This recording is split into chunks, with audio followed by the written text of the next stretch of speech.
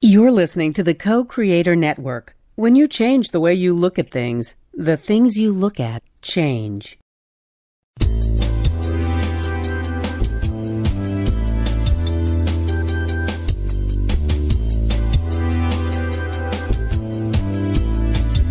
Good afternoon. Welcome to Why Shamanism Now, a practical path to authenticity, with your host, Christina Pratt, Director of the Last Mask Center for Shamanic Healing. She's talking about how shamanic skills can bring us to physical, emotional, mental, and spiritual well-being, especially when nothing else can. Now, here's your host, Christina Pratt. Welcome, everyone, to Why Shamanism Now. This is your host, Christina Pratt, and I'd like to begin here today by calling in the helping spirits to be with us. And so I call out first to your ancestors and to mine. I call out to these people who lived well and died well, who bring the legacy forward of all that is good and true and beautiful in our ancestral lines. I call out to these ancestral helping spirits to be with us here today and to do the job of the ancestors, which is to remember, and to whisper in our ears that we might learn from their remembering and do things that need to be done differently in a new way to innovate, create, heal, reconcile, make peace, and move on.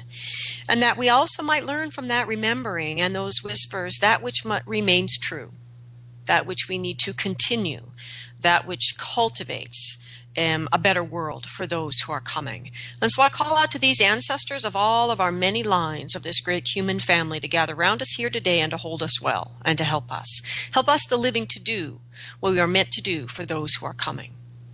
And I call out to those ancestors that were here long before there was ever a human, to that whole dream of life in its great diversity of forms, in all the many, many beings that share this world with us. I call out to these ancestors and ask you to help us to remember the wildness in our heart, the deep, deep calling of our own true nature, and how to be our part of that great web of life and to bring in the blessings that humans are meant to bring. So I call out to these ancestors, these non-human ancestors, to be with us just as surely here today, to help us to understand who we are and what we've come here to do, and do it in a way that makes beauty in the world. And as these ancestors gather around us here today, let us be responsible and gather ourselves. Let's gather our awareness from wherever it might be and draw it from wherever that is. Well, it could be many places, but to gather it and draw it into our heads. And with the next breath, to draw our awareness from our heads into our hearts. And with the next breath, from our hearts down into our bellies. And from our bellies, let us reach down to the earth and take a moment and to give thanks. Give thanks for your day and all that it holds in store for you, the challenges and the blessings. Because we know the way life works, sometimes those blessings end up being challenges, and the challenges themselves evolve into blessings. So let us give gratitude for it all. Gratitude for the great diversity around us. Gratitude for the beauty around us. And let us give thanks for the awe-inspiring miracle of life. And taking responsibility for our little piece of that life, let us move our energy down through all the layers of the earth, letting our gratitude flow from our hearts as we go down and down and down into the very center of the earth. And take a moment to connect there. Connect into the silence, into the stillness, connect into the darkness, and these energies that allow us to renew, to refresh, and to restore ourselves. We reach deeply into this energy that nourishes life, and we reach deeply into this energy that is the potential before it rises to the surface of the earth and explodes into what we call abundance. And so as we reach deeply into the energy of the earth, let us draw it up into ourselves, into our day, into our life, into these proceedings. We draw up the energy of the earth, and we ask the energy of the earth to help us to understand through its wisdom and its teaching about manifestation. Help us to understand connection and interconnection and this web of life that we are part of. Help us to ground ourselves, to know who we are and where we stand, to know what we stand for, and to build a life there around that which has heart and meaning for us. And let us build our sense of home and our sense of family around not just history, but that which truly has heart and meaning and supports life going forward. Let us open our table for those who are different than us. Let us open shelter to those who are other than we are, and open ourselves to be inspired by those who are different than we are, to provoke us into the growth and creativity and the manifestation of who it is we were truly meant to be. And let this beauty and diversity of the earth help us to become. And as we give gratitude for that, let us allow our energy to be taught by the earth how to connect and interconnect like the great ecosystems around the planet, until we can finally understand how to come into right relationship with ourselves, right relationship with others, right relationship with the environment, and right relationship with the spirit world. And let us draw that energy in, that possibility of the blessing of feeling that oneness, and draw that energy up from our bellies to our hearts, and our hearts to our minds. And with great gratitude to the energy of the earth, let us rise up with the energy of the earth, up into the sky, whatever weather it holds for you today, out through the atmosphere and out into the cosmos, reaching all the way to the highest power of the universe by whatever way you conceive of that energy or name it or know it, however that might be. Let us connect with it, and to truly open ourselves and honor that there are many ways to know this energy, and that it is simply our task in life to know it in us and us in it, and to draw this energy down into our day, drawing it down into our bodies, into these proceedings, into our life. And in this way, we call in the essence energy of blessings. We call in protection. We call in the support and the quality of energy that allows us to commit and devote ourselves to the path forward that is unfolding. And we call in these energies that can illuminate and inspire for those moments where we might lose our way or falter in our steps. We call these energies in and ask them to help us to align with our own truth in our head and our heart and our belly. And as we send this sky energy down to connect with the earth, we have opened our center channel, open to the energies above and below, these two great legendary lovers that create in that love, that connection of these two energies, the all, the everything. And we ask that big love that all of this experience of form came out of, to awaken the spirit of our own hearts, that unique and wondrous being that beats in each of our chests. We ask this big love to awaken that heart. And in the heart spirit, let us open up that crucible of transformation that we each carry. And let us draw up the fiery passions of our belly that burn with the knowing of why we are here. And call down the crystal clarity of our mind that looks around in our world today and says, this is how I'm going to need to do that. And we draw these energies together in the heart, that they might inform each other, they might provoke each other, they might inspire each other into some deep knowing, some memory, some sense, some recognition of why we are here. And may you find the courage in that very same and beautiful human heart to do something in this day, large or small, to take a step forward and manifest your gifts in the world. And for all of the absolutely uncountable amounts of spirit help that we have to support us in those courageous acts, I give great thanks. Well, may what needs to be said, and what needs to be heard, and may these proceedings go forward in a way that is good for all living things. So I'd also like to give special thanks to those of you that are dancing with me in the understanding that Why Shamanism Now is listener supported, that we are moving into our 8th year live on the air, and this is only happening because you are willing and able to offer your financial support to help to pay the bills to keep the show on the air. And I am deeply grateful to Walter and Christopher, Nina, Elizabeth, Mary Therese, John, Kareem, and all of the listeners who are willing to donate financially.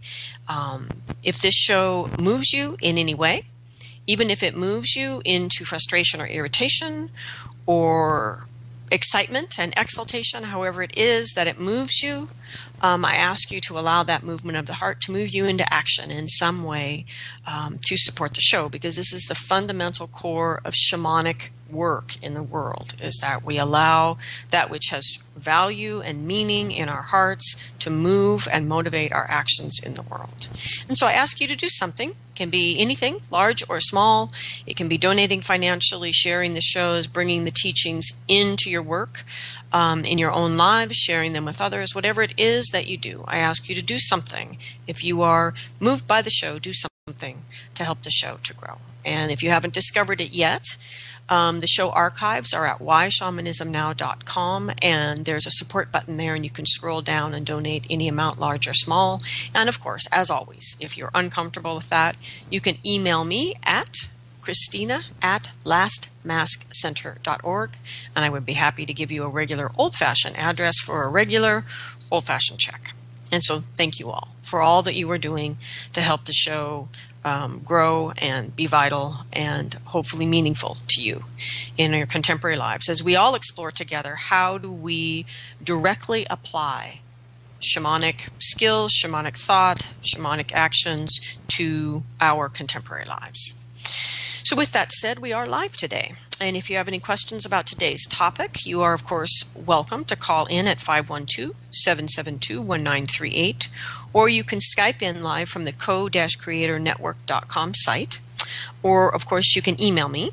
Since many of you listen to the shows after their live presentation, you're welcome to email me at Christina@lastmaskcenter.org, and I'll do my best to answer your questions. So today's topic is accessing the four wisdom bodies. And this is not a concept that a lot of people are aware of, because we have a tendency to process our lives as contemporary people through our mind, which means we're really accessing and utilizing the wisdom of our mental body. And what today's show is about is the way that we can use our shamanic skills in a certain sense, unlike other skill sets. Shamanic skill set in particular allows us to use the same skills to be able to access all four of our wisdom bodies. And so the other three would be our physical wisdom body, our emotional wisdom body, and our spiritual wisdom body. Given the fact that for most of us, we're pretty well engaged in our mental wisdom body as contemporary people. Okay, so the thing is, shamanic skills allow us to engage in our world, engage with each other, engage with the invisible world, and engage even with ourselves and our own inner world in a non-ordinary reality way. So in a way that integrates both intelligence and intimacy. Vision and practicality. These energies that are often seemingly incompatible, that our shamanic skill set allows us to bring these energies together in a dynamic tension that allows us to move forward in the world in a different way than if we were purely processing our life through our mental wisdom body. And so these skills are unique in that to use them fully, to use a shamanic skill set fully, we actually must engage all four of the wisdom bodies simultaneously. However, we, contemporary Western thinking people, are trained to engage in the world through the rational mind, through the mental wisdom body. And there's even, depending on where you were raised and how we were raised, a certain sort of the rational part of the mental wisdom body is acceptable, but that sort of crazy creative imagination part of the mental, not so much. So even the mental wisdom body isn't entirely embraced in Western culture. But the point is, even if we don't make that argument, we just say, okay, the mind is mostly accepted. That largely then we've engaged in this rising presence and awareness and connection with shamanism through our rational mind, because that's how we were already positioned to engage with the world. And so if we continue to do this, my sense is that we will not step into the full power and the possibility that shamanism offers us to really become the medicine our world needs. by sharing out the gifts that we're all born to bring into the world. And I say this not as a criticism, but more as a critique, because I'm one of these people too. I certainly engaged initially in all of my shamanic training largely through my mind. What else could I have done? I'm a contemporary Western person too. That's really the only training that I had. And so what I'm talking about today is sort of saying, yes, thank you, and yes, thank you. We all need to be able to walk through a door we can actually get through. And if our mental wisdom body is the one that we can function in, we need a door in to the realm of shamanism that we can work with. And so moving into this realm through the mental wisdom body in and of itself is not a problem, as long as once we get into the shamanic realm, we do not let the mind to then dominate our entire experience there.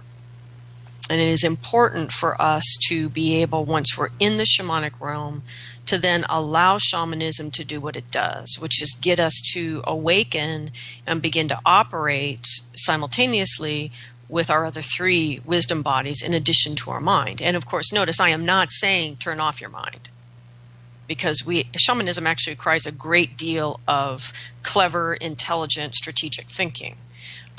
It's not something you do where you can just turn off your mind, but it does require using it in different ways. And so I want us to really look deeply at what we're doing and ask, are we tapping the potential of what we could do with our shamanic work? And I know absolutely from my several decades of experience here that we aren't. It's not that we're not doing good work. We are. But we're not really moving wholeheartedly into the potential of what we could be doing. So let me share a really concrete example from one session from my weekend of sessions. Okay, so without exposing details of a person's personal healing. So in this person's standard soul retrieval session, the person received soul parts back. And the question is, does this person have the ability to actually connect with the parts now that they're brought back? So this requires not just intellectually to be able to conceive of this in a way that allows that to happen, but to be able to connect emotionally, to be able to step out of the pattern of their psychology and to experience themselves differently. So this to just connect with soul parts that are brought back requires not only mental, engaging your mental wisdom body, but your emotional wisdom body as well. So will this person be able to integrate these soul parts over the next several months? Now, these particular soul parts had split off in such a way that really disoriented the development of her own adult relationships with the archetypal energy of the sage or the wise person and the archetypal energy of the child. And these two energies are in a complementary dualistic relationship inside of us that guide us in life in this kind of balance between wisdom and adventure and not knowing and uncertainty. And this relationship was completely messed up within this adult woman because of this childhood soul loss. So that's a next level of integration of one simple soul retrieval session, one normal, ordinary soul retrieval session. And then the next level that was emerging in her session was that that because of the distortion, the shadow guidance had arisen that was really distorting a series of life choices that had then set up a series of patterns in how she moves her energy through the day, the choices about moving through the day, which are the basic choices: practice, food, activities, etc., boundaries, how you navigate your boundaries, all the basic choices we all have to make, but had set up patterns for how this person made those choices that all had contributed over a decade to really serious chronic health problems. Right.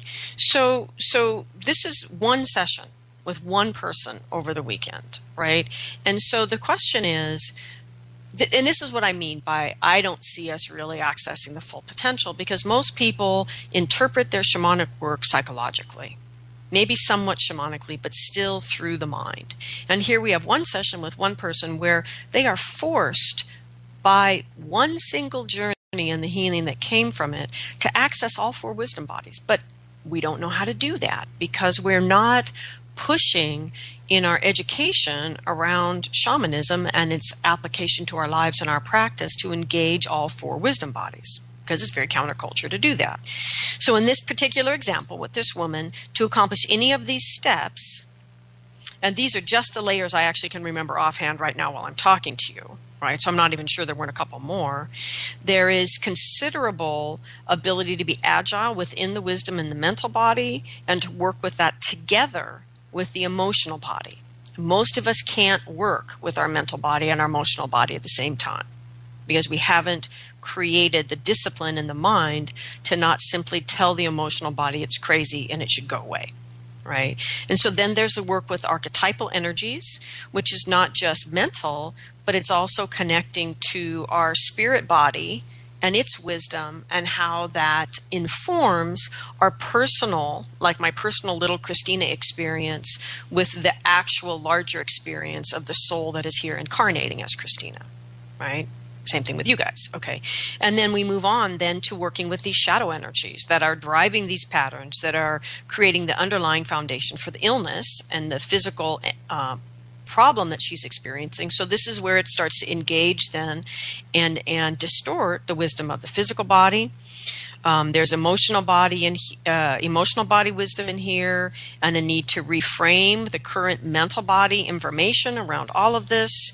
It's about restoring original wisdom and realigning it with the spirit body, with the reason she came into this life. So one person, one session, one weekend in an everyday, ordinary shamanic practice. And right there, all 4 wisdom bodies are actually needed and the skills to access them for this one person to integrate one shamanic healing session.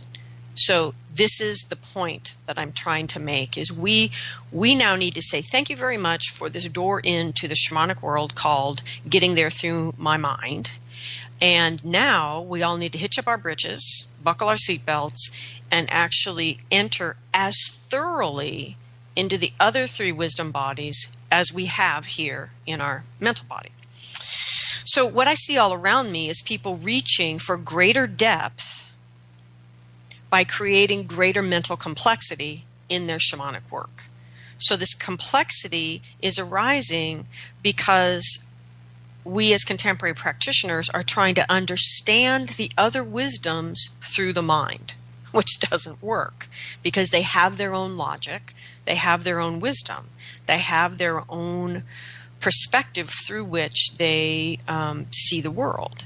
And they don't make any sense to the mind. And so this enormous complexity and these complex stories about dimensions and subtle energies and aliens and all the stuff that's arising right now to explain really simple things that are going on, but it's trying to explain it purely staying in the mental realm. So it's getting really complicated. And the problem is, at this level here of action, complexity doesn't help us. It needs to be simple. So the mind can be simple in its realm of wisdom. I'm not saying the mind isn't capable of it. In its realm, the mind can be very simple, very clear, very clean, very discerning. It does make a terribly complex mess when it's trying to describe or understand any of the other wisdom bodies. Much less, or I should say even more of a mess, when it's actually trying to explain the way out of the problems in the other wisdom bodies. So if we're not accessing the potential in contemporary shamanism, then why are we doing it this way? I mean, that's the question I'm really asking. Why do we keep trying to do this all through our mind if it's not really allowing us to access the potential? And I really, honestly, sincerely, in the biggest compassionate place I can find in my heart, saying, because we couldn't have done it any other way. To rail against this way that we have entered this realm as contemporary people is silly. This is where we came from. This is who we are. This is where we came from. It's where we were.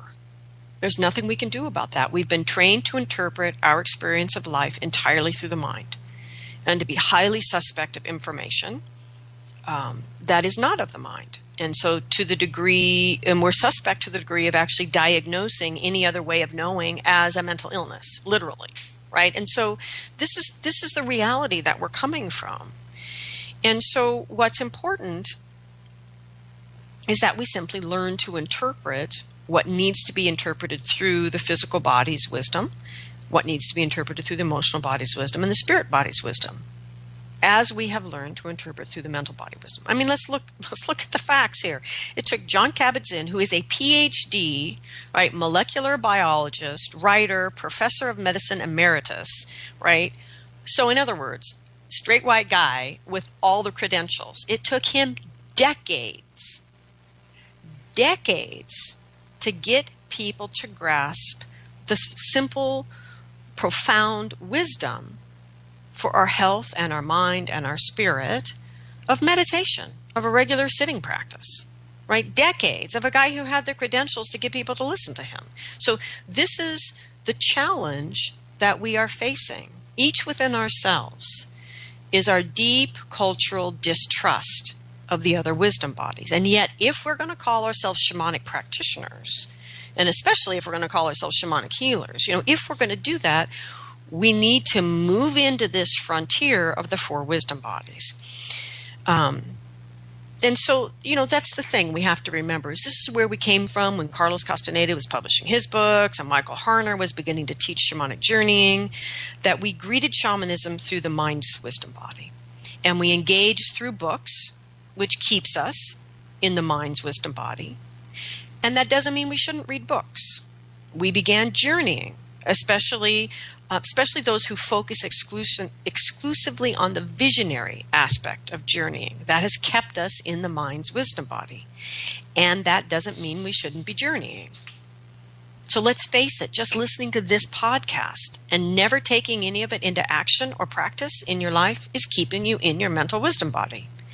And that doesn't mean you shouldn't listen to the podcasts. We need the wisdom of the mental body. There is no journey, there is no altered state without the power of our imagination to go somewhere different than what is ordinary. And there is nothing wrong at all with the wisdom of the mental body. Our error is in trusting those who would teach that it is the only wisdom that there is.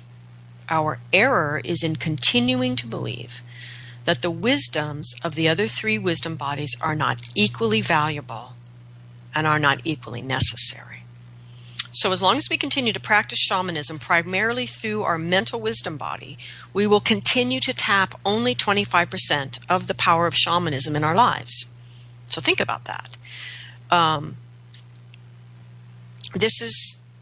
Think about the power of shamanism in our lives, how it has changed my life. I get emails from you all the time about how it's changing your life. So this is the power of shamanism to change our lives, right? And this is maybe 25% of the power shamanism has to help us create transformation. And we are limiting it by our refusal to truly and seriously develop the other three wisdom bodies, to really open up to 100% of the possibility and the potential of what shamanism has to offer us. And so this is where I'm asking us to go now. To engage in our shamanic life and our practice through all four wisdom bodies so that we can change not only our life, but our communities, and then our culture, and then how we engage as humanity on the earth so that it becomes ultimately the potential of a global transformation. And I believe that we can do that if we will intentionally, truly open up to the full wisdom of the other three wisdom bodies. So as humans, we have these four wisdom bodies: mental, physical, emotional, and spiritual. And what's interesting about the mind-body-spirit movement, right? All one word, right? Mind-body-spirit, is it doesn't include the emotional. And so once again, this is the big piece that I believe shamanism brings to the whole conversation, which is its absolute refusal to leave out the heart, to leave out the power of the heart, but also to leave out the wisdom of the heart, to understand more deeply what is actually going on here. And of all of the wisdom bodies, I think the mental body and the emotional body are the furthest away from being able to understand each other, thus the challenge with bringing in the emotional piece. Nonetheless, the heart has its own logic. It has power, it has vision, it has strength. And the most important thing is it is the place in which we are open to others. And it is only through cultivating our gift of openness, our courage to be open to the other, that we will be able to connect in new ways that allow the associations to happen that are going to bring in the new answers, the new ways of being, that which is going to allow us to actually transform what at the moment appears to be impossible.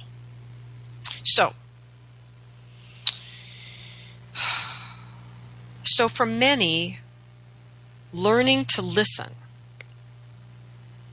to the wisdom bodies, right, is preceded first by healing our relationship with the wisdom body. In other words, we're so damaged around our emotional life, we can't really listen to the wisdom of the emotional body because it's utterly distorted by the emotional sort of drama that is coming out of our unresolved woundedness. To grossly oversimplify it, but anyway. So this is why then each year of the cycle teachings begins with learning to heal why you are not accessing the wisdom of one of the four bodies. There are 4 years because there are 4 wisdom bodies. They are all equally important. They all get the same amount of time for us to heal, for us to learn to apply the skills, and for us to be able to begin to fully engage and value the wisdom of that wisdom body. Once we learn to listen, then we learn to interpret, and then we learn how to take action based on the guidance of that kind of wisdom. And this includes how to work with the wisdoms together as a whole, because of course they're not separate. They are completely integrated and in relationship not only with each other, but it's all in relationship with us. And so this is this ability is what I personally gained through the cycle teachings. I mean, to be honest, as I learned basic shamanic skills like a whole bunch of other people at the Foundation for Shamanic Studies in the first couple years, at the same time, kind of simultaneously, the cycle teachings were happening to me. And I didn't understand that they were teachings. All I knew is whatever was happening to me was happening to me. But over the years, with the help of Spirit, they've been shaped into a whole series of teachings and a whole clarity of a cosmology that can be shared with others and that are valuable to others. And I didn't go at this saying, this happened to me, so it's going to be valuable to you. I went at this doing what Spirit told me to do and seeing that it was valuable for other people, and then bringing the depth of my own experience to it so that we could see the fullness of what it was. And that's really where the cycle teachings come from, is this authentic relationship with Spirit, but also doing it, seeing whether it worked, seeing whether we interpreted correctly, right? Working our shamanism, basically. So anyway, back to the point today. So as a whole, the 4 years of the cycle teachings give you the means and the ability to engage your shamanic practice through all 4 wisdom bodies. And that's what makes it different, is the intentional engagement, not to become a shamanic healer as fast as you possibly can, but to open up your capacity to be in right relationship with all 4 of your wisdom bodies as fast as we can. And to do so in a way that is an integrated whole within you, not separate aspects of your life. And so this is really why a cosmology matters, because the 4 wisdom bodies need to be brought together in relationship to each other as a big oneness, as a big whole. So first, what matters for you in your life is, does your shamanic cosmology include the 4 wisdom bodies and the skills to use them? And then does it allow you to work with the complexities of your life that you need to work with all four of the wisdom bodies contributing simultaneously and synergizing with each other to inspire new things. That's what a cosmology does. And many of us aren't engaging the power of shamanism because we're practicing shamanic skills without the actual value of the container of a cosmology. Okay, so what do we learn from each of the wisdom bodies? Why should you bother? Okay, so I'm going to just kind of go through the fundamental wisdoms and how I experience them in shamanic work. But with that said, I want to remind you, the mental body is the one we're most familiar with. And it's got huge depth and breadth. Any body of wisdom has huge depth and breadth. Far too much for me to talk about all four in one podcast, right? So I'm just going to talk about the fundamentals and give you some examples so you can kind of see what realm I'm actually talking about. And then in the next 4 shows, each show will go more deeply into one of the 4 wisdom bodies. Okay, but today I want to talk about them as a whole. Okay. I also want to look at, explore sort of what does it feel like or look like when this wisdom body is in excessive use or deficient. So you can get sort of this territory that I'm trying to talk about here today. Okay, so the fundamental wisdom of the physical body is the wisdom of how to live well, how to make the choices that support the health of your body. And this is as much about learning what to eat as it is about learning how to stay connected to the source so that the source is constantly renewing and flowing through you, and that energetic flow is supporting the actual physical flow, emotional flow, and mental flow that needs to happen in your life. And so the important thing about understanding the wisdom of the physical body, it is not confined only to physical things, but that it is about the wisdom of how to live well in your physical form. And so it is much about grounding, which is an energetic practice, as it is about the physical exercise that you do for your actual physical well-being. So the manifestation in a shamanic practice is really the essence of it, is the question, does this grow corn? So that's the fundamental question for the wisdom of the physical body in your shamanic practice, which is what I'm doing effective? Is it growing corn? Which is a metaphor, but the point is, are you spinning your wheels? Are you in vision land? Are you doing one of the many, many things we as contemporary people do, which ends up then resulting in us not actually applying what we're learning from spirit in our life in a way that is effective, that grows corn? So that is the deep wisdom of the physical body. Does it affect life here in a way that brings greater beauty to all living things? Does it grow corn? Okay, great. So you got 9 pictures in your journey, but what does it mean? What will you do with it here in the world now to feed the children? So that's really bringing the wisdom of the physical body into our shamanic experience. Most people really don't have trouble getting the big visions, getting the beautiful poetry in their visions, getting inspired by their visions, but bringing it into action in the world, that is effective action, is the next step. And that's the wisdom of the physical body that's really important in our shamanic practice.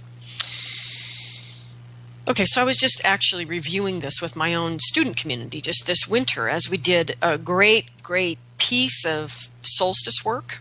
And we had these wonderful poetic answers that came out of this combination of people working really well in their deep journey work, their ritual work with their solstice fire, and dancing and embodiment journeys that brought all of this wisdom together. And they did a really great job of understanding what they were being guided to do by spirit. But then largely, people were stopping there, basking in the glory of their answer. but not shifting to apply the wisdom of the physical body to bring those answers into what is that guiding me to do in service of this community. Because, of course, this was all in the context of our student community around the cycle teachings.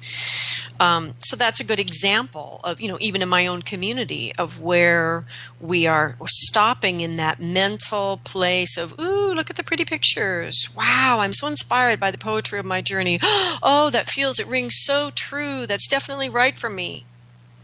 And does it grow corn? Or in this case, more appropriately, how will you make it grow corn? Yes, it's right. Yes, it's beautiful. Yes, it's poetic. Yes, it's really all about you and your essence. And how will you manifest those gifts in the world? Okay, so basically, one manifestation then of physical body wisdom in excess would be extreme disciplines around what are otherwise healthy practices, so that the practices then are practiced, I guess, in a way that overruns the message from the body that's saying, excuse me, we are out of balance. It's like, yes, this activity is a healthy activity, but we're doing it in such a way that we are driving ourselves out of balance. And so one of the cultural examples we have of this is distance runners and cyclists who, because of the nature of the hours spent in those activities, get into an anaerobic state, which is acidic and really fosters the possibility of cancer. So that sense of doing things with such extreme discipline that we can actually go use healthy activities to move us into a state of dishealth or lack of health or whatever. So the other aspect of excessive discipline would be the application of our shamanic practice without adequate amounts of play, joy, true yang expression, all work and no play. And so this is would be an imbalance then in applying the wisdom of the physical body.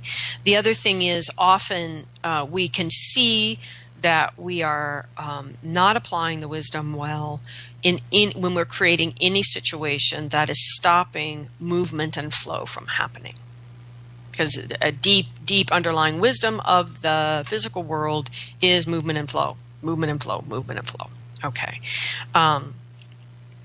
So this often presents in people's diets, where people bring in some kind of religious idea about their diet or some other belief they got somewhere about their diet, and they refuse to change that diet in spite of the fact that it's driving them towards a kind of poor health.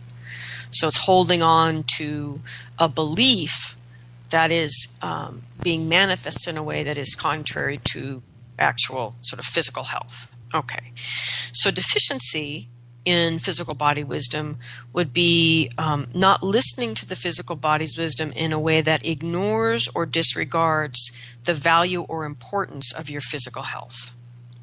Now this deficiency around physical body wisdom I see strongly manifest in shamanic circles, in people's ignoring of the steps necessary to bring their physical health into balance, and searching constantly for non-ordinary reality answers, for spirit answers that are going to solve the fact that they simply eat the wrong foods.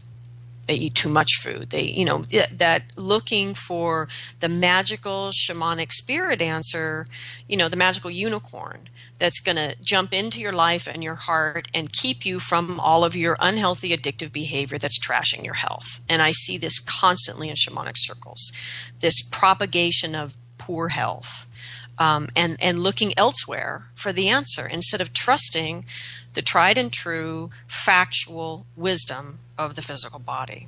And at the heart of this physical body wisdom is the ability to discern between addiction to something and the love of something. And I see this in shamanic circles as well. This because the physical body is out of balance in its health, that the interpretation ends up being skewed. And people end up acting in creating an addictive relationship in a place where they really want to create a loving relationship. So the addiction becomes the means by which we connect instead of the love. And this I see in people's relationship with their own shamanic practice, actually. And so ultimately, the wisdom of the physical body is expressed through the body and the world as a balanced manifestation of your love for yourself, for the world, for your work, for other people, that it's all balanced and that it generates a state of health and healthiness. Okay, so the wisdom of the emotional body comes from allowing a healthy, balanced emotional response to life to inform you of the deeper meaning and value in what is going on, or the lack of value in what is going on, or the lack of deeper meaning in something that is the mind is all wrapped up in, but it's actually lifting off and flying away from where the true heart and meaning is. So that's the wisdom of the emotional body at its kind of at a fundamental place. And it allows you to intuit the connections that are not apparent or are not logical to the mind, right? And it allows you to show up with courage in the moment where that seems folly or foolish. And so the wisdom of the emotional body reads the energies that are non-apparent and interprets things through the value of connections and what has meaning and value and purpose in our life.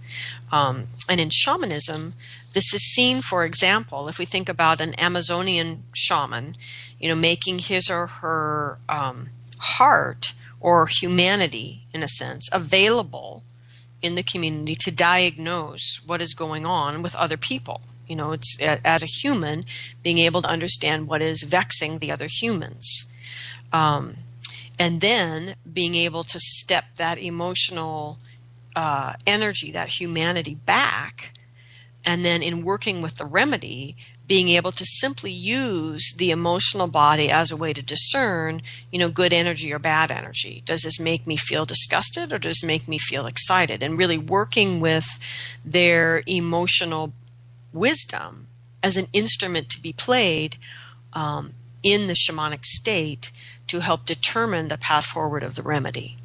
And that's very different from being emotionally engaged in the people and hearing their problems and understanding where connections need to be made, where they need to be broken, and all of that. And so we see that engaging and disengaging and yet staying connected to the wisdom of the emotional body without being connected to the actual relationship emotions. The indigenous shamanic practitioners all over the world are masters of this movement in this wisdom of the emotional body.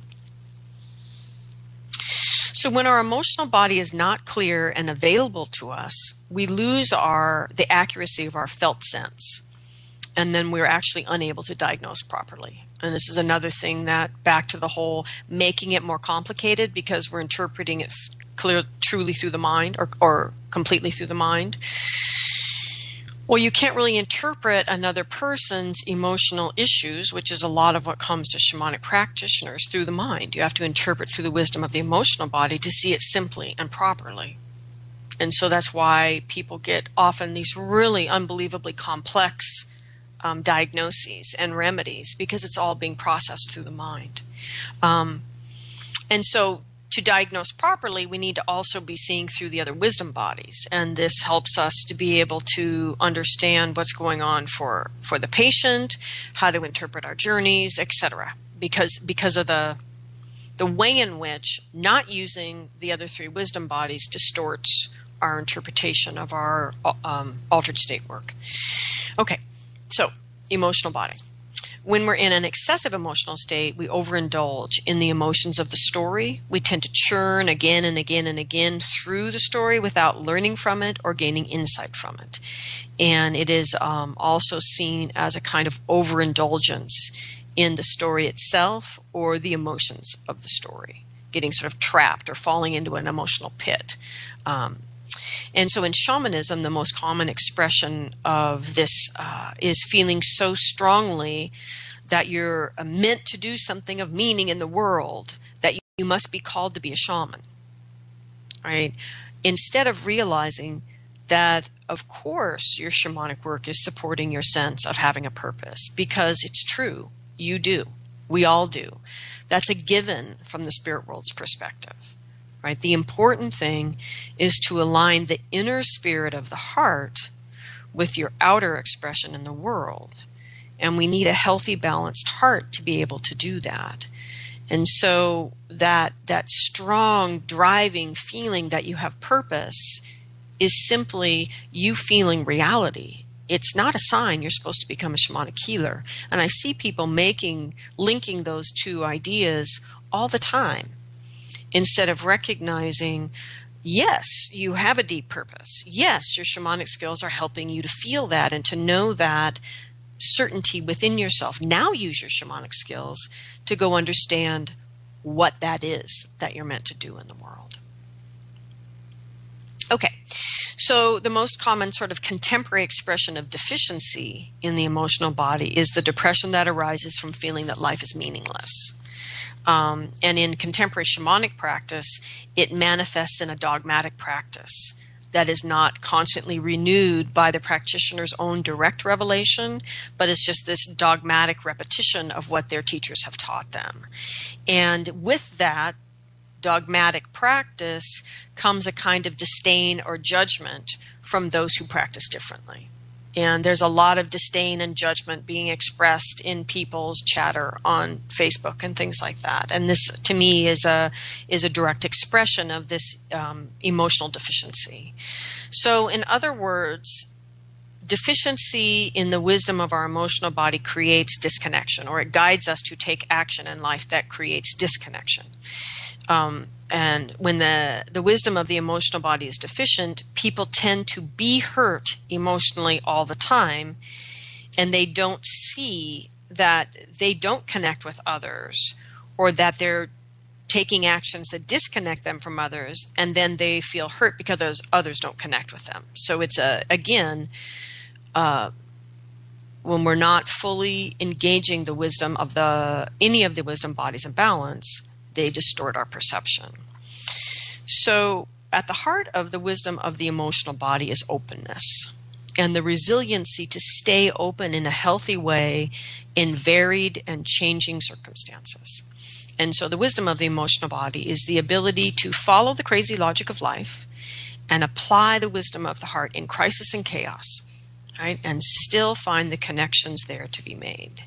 And in particular, the ones that need to be made, and to have the courage to make them. This is how we're guided by the wisdom of the emotional body. So the fundamental wisdom of the mental body is the ability to learn. And like I said, there's lots going on in the mental body, but at its root, it's the ability to learn from all of these different perspectives and to engage in the process of understanding. So nowhere is this more true in our shamanic practice than when we are engaging with teachers constantly, spirit teachers who are constantly blowing our minds and opening us to what is really going on, and continually being asked to grow bigger by the responses that we get from our helping spirits. And so the wisdom of the mental body gives us the ability to discern what is going on, and simultaneously what could be going on and what needs to be going on, and to constantly be learning and growing and becoming a better and more expansive human. And so the wisdom of this realm allows us far-seeing and to engage in the true code of the archetypal realm. It allows us to be deep-seeing and engage in the mythopoetic realm, and it allows us so much and to see information from many forms in appropriate context. So, for example, your journey means nothing without the context of your question or your intention. Okay, so the most common contemporary excessive expression of wisdom of the mental body is the belief that the other bodies are crazy, and that there's no reliable wisdom there in the other bodies. And it is the expression of the dogma that the wisdom of the mind is the only valid wisdom. So in shamanism, this gets expressed unconsciously in the practices that are all about journeying without application. But instead of applying and thinking about what the journey is saying, this sort of default application of love and light to everything. And manifestations of deficiency in the mental wisdom body is in any manifestation of just simply choosing not to learn. So at the heart of the wisdom of the mental body is clarity, seeking to be clear about what's not working, but not fixating on it, and using that information to inform and open the path of learning. And so, and learning, this whole piece, learning, is a fundamental piece in the 5 pieces that create the cycle of Aini. So this is not just me making up contemporary stuff. This is deeply embedded in the wisdom of shamanic cultures. And so the wisdom of the mental body is learning to see beyond what is apparent, and it precisely to do what Einstein is famous for having. Well, he's famous for many things, but what he said is problems cannot be solved with the same mindset that created them. This is the fundamental wisdom then of the mental body. Okay, so finally, the fundamental wisdom of the spiritual body is our knowing of our connection to the larger existence, whether we call it oneness or the divine, whatever we want to call it. It's about our ability to renew our little selves with the big self, and then to apply ourselves here through our little human self. So at the core of this wisdom is the understanding of the true power and the right use of it. One of the most powerful contemporary expressions of this was the wisdom of many people in South America who decades ago said, we don't want your aid, we want to exchange with you. And that has completely changed the way we engage with the indigenous wisdom in South America relative to other continents. Okay, so the most common expression of excess and being out of balance in the wisdom of the spirit body is all of the ungrounded shamanic practices all over the Western world, living in this idealistic expression of shamanism without asking yourself, so what? What did that journey mean, and how does it grow corn? What is it creating right now in the world? And so an excess attachment to spiritual beliefs without allowing the wisdom of the spirit body to keep challenging and renewing itself. This is one of the excessive expressions in the spirit wisdom body. And this needs to keep renewing in a way that keeps the mind and the heart. One of the excessive expressions is that the spirit ideas keep renewing in a way that keep the mind and the heart in conflict, and this stagnates the chi and further keeps the wisdom of the spirit body from moving and renewing itself.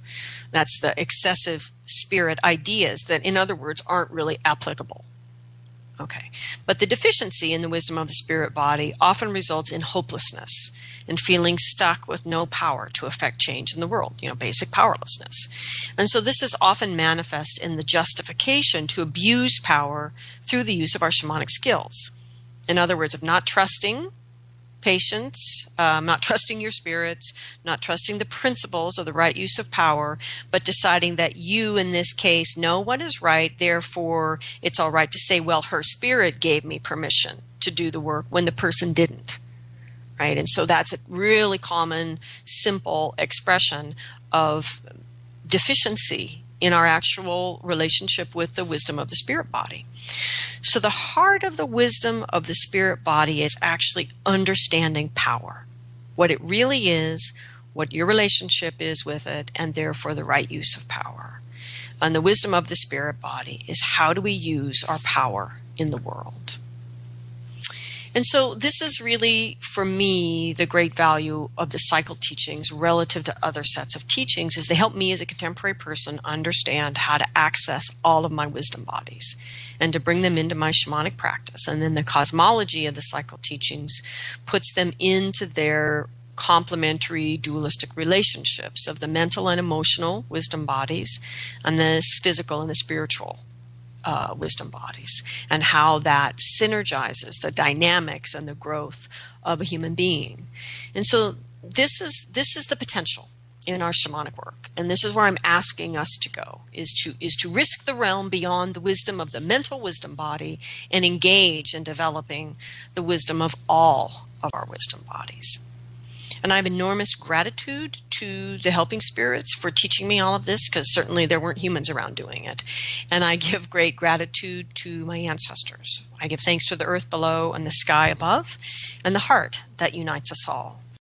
I want to remind everybody that there's lots of classes happening now on the lastmaskcenter.org website. There's Healing the Ancestral Lines in Portland in February 26-28. Energy Clearing in Portland, April 22nd through 24th. And Masks of Illusion and the Authentic Self is still taking registrations. It's happening in June 7th through 12th on Whidbey Island in Washington. And the registration is on the website now. Thank you, everyone. Have a great week.